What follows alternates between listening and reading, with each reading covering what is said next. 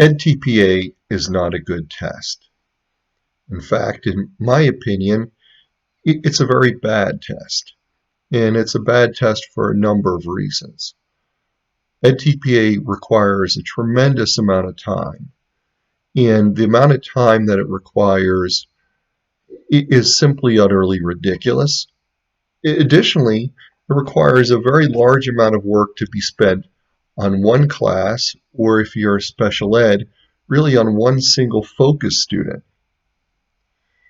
And as a new teacher, the skills required to do well in edTPA are not the skills you need in a classroom. When you're a new teacher, you suddenly have all these classes that you haven't taught before with students who don't know who you are. You have to learn their names. You have to learn what their interests are to make a connection. And you also have very limited lesson plans. So you're suddenly under the gun where you have to teach these classes, and the students expect to be taught, and you need to teach them on a high level, but you have very, very limited amount of time.